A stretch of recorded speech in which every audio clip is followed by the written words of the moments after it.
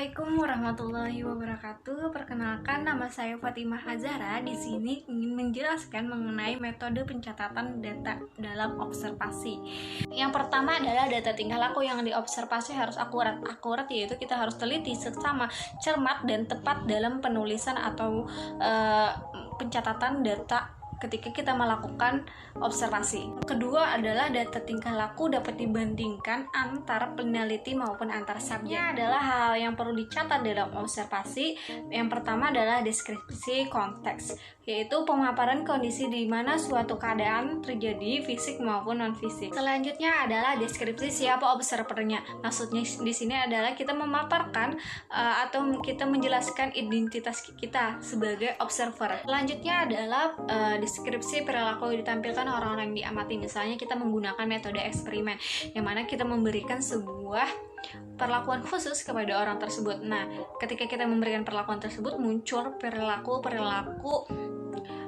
yang ditampilkannya. Nah, perilaku tersebut kita catat dengan apa adanya. Selanjutnya adalah interpretasi sementara observer. Maksudnya di sini kita memberikan rujukan dan pandangan atas perilaku yang kita amati pada orang yang kita lakukan pengamatan tersebut. Selanjutnya adalah pertimbangan mengenai alternatif interpretasi lain, yaitu kita memberikan rujukan lain atau opsi lain mengenai pandangan kita terhadap tingkah laku orang yang sedang kita amati tersebut. Yang terakhir adalah eksplorasi perasaan dan penghayatan peneliti terhadap kejadian yang diamati, yaitu keterampilan seorang observer untuk menggali perasaan dan penghayatan terhadap kejadian yang sedang dia amati.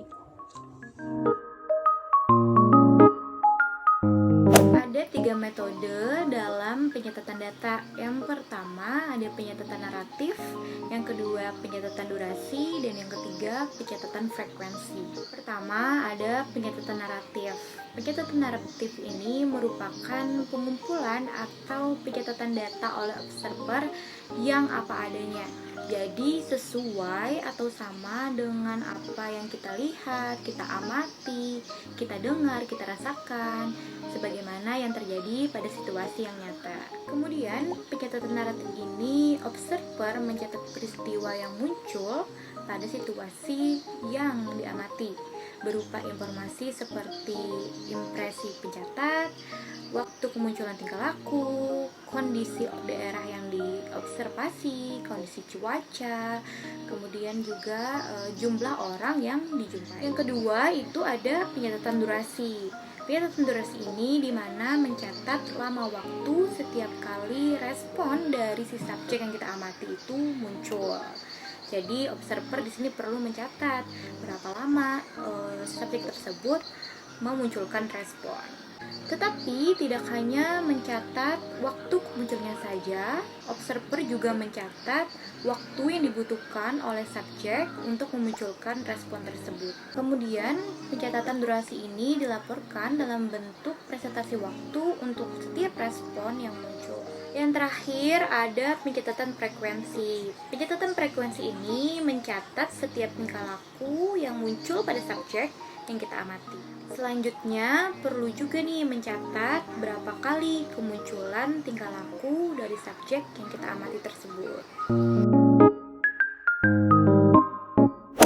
Perkenalkan, nama saya Katrina Safira Putri.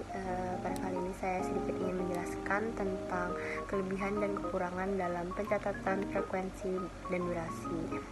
Kelebihannya yang pertama adalah tingkat keakuratannya sangat tinggi, karena dalam mencatat waktu kemunculan observer sangat dibutuhkan waktu yang sedikit lama. Yang kedua yaitu pengukurannya bersifat pasti, sehingga kesalahan pengukuran itu sangat kecil atau bahkan jarang ada. Yang kedua itu ada kelemahan. Yang kelemahan ini yaitu memerlukan waktu dan biaya yang sangat lebih, tapi keakuratannya ini sangat tinggi. Yang kedua yaitu membutuhkan perhatian observer yang konstan atau tetap atau tidak berubah-ubah, dan hanya bisa dilakukan untuk variabel yang satu atau sedikit.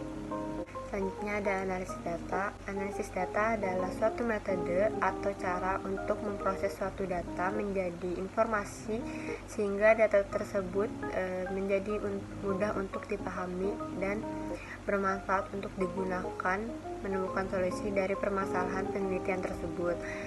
Salah satu caranya yaitu dengan membuat kata kunci masing-masing data yang dicatat, kemudian membuat pengelompokan pola perilaku yang sama dalam kurun waktu tertentu.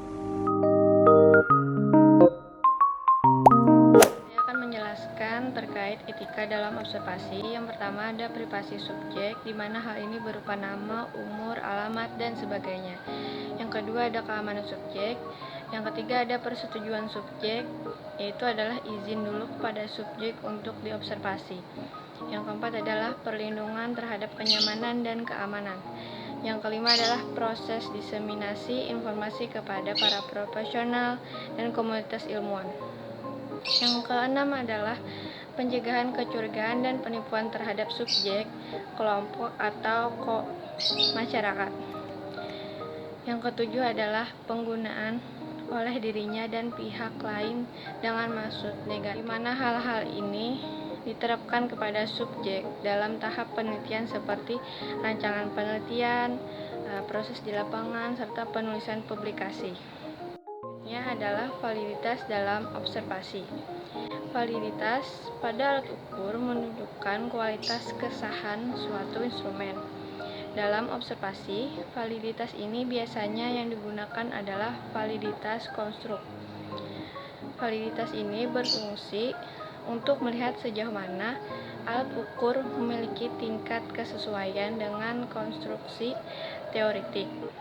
Suatu item yang valid tidak boleh keluar dari ruang lingkup baku tertentu yang seharusnya sudah diketahui oleh kelompok individu tersebut. Terakhir adalah reliabilitas dalam observasi.